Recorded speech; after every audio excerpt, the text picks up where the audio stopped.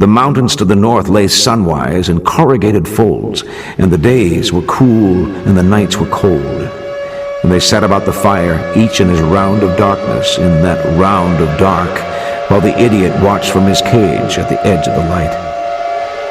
The judge cracked with the back of an axe the shin bone on an antelope, and the hot marrow dripped smoking on the stones.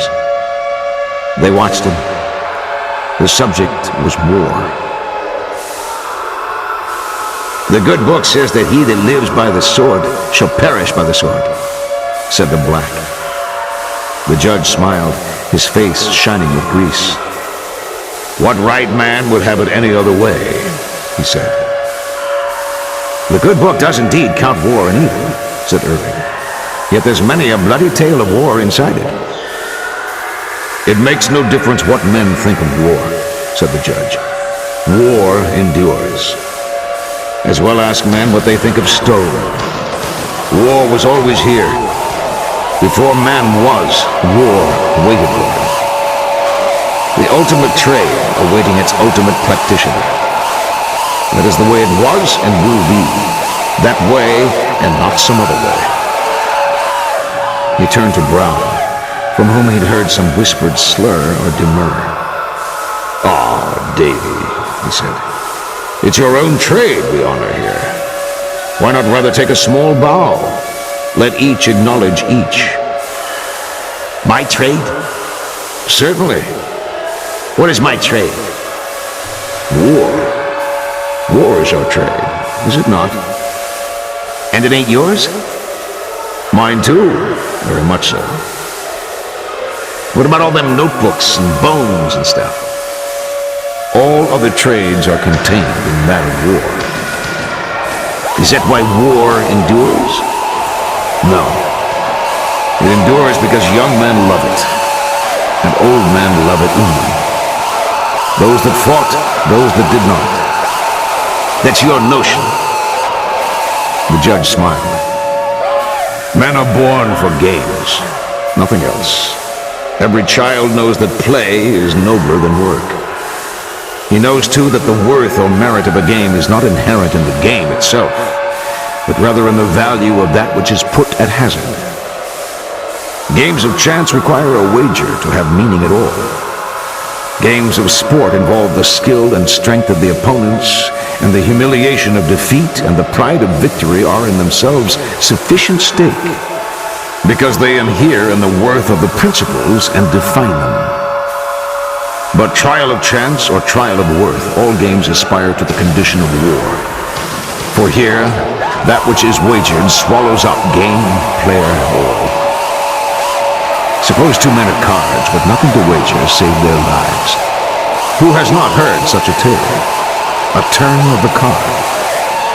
The whole universe for such a player has labored clanking to this moment, which will tell if he is to die at that man's hand or that man at his. What more certain validation of a man's worth could there be? This enhancement of the game to its ultimate state admits no argument concerning the notion of fate. The selection of one man over another is a preference absolute and irrevocable. And it is a dull man indeed who could reckon so profound a decision without agency or significance, either one. In such games as have for their stake the annihilation of the defeated, the decisions are quite clear. This man, holding this particular arrangement of cards in his hand, is thereby removed from existence. This is the nature of war, whose stake is at once the game and the authority and the justification. Seen so, war is the truest form of divination. It is the testing of one's will and the will of another within that larger will, which because it binds them is therefore forced to select. War is the ultimate game, because war is at last a forcing of the unity of existence. War is God. Brown studied the judge. "You're crazy, Holden. Crazy at last." The judge smiled. "Might does not make right," said Irving. "The man that wins in some combat is not vindicated morally." Moral law is an invention of mankind for the disenfranchisement of the powerful in favor of the weak.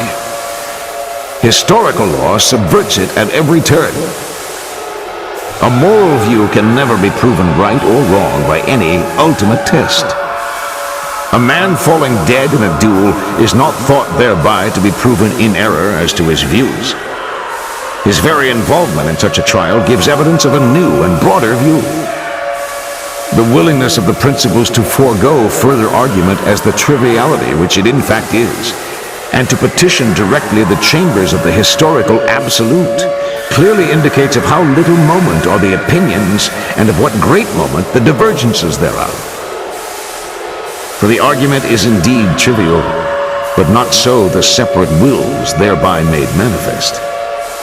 Man's vanity may well approach the infinite in capacity, but his knowledge remains imperfect, and however much he comes to value his judgments, ultimately he must submit them before a higher court.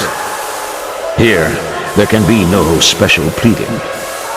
Here are considerations of equity and rectitude and moral right rendered void and without warrant. And here are the views of the litigants despised. Decisions of life and death, of what shall be and what shall not, beggar all questions of right. In elections of these magnitudes are all lesser ones subsumed, moral, spiritual, natural. The judge searched out the circle for disputants. "But what says the priest?" he said. Tobin looked up. "The priest does not say." "The priest does not say," said the judge. "Nihil dicit." "But the priest has said. For the priest has put by the robes of his craft and taken up the tools of that higher calling which all men honor. The priest also would be no God-server, but a god himself." Tobin shook his head. "You've a blasphemous tongue, Holden. And in truth, I was never a priest, but only a novitiate to the order." "Journeyman priest or apprentice priest," said the judge. "Men of God and men of war have strange affinities." "I'll not second-say you in your notions," said Tobin. "Don't ask it." "Ah, priest," said the judge, "what could I ask of you that you've not already given?"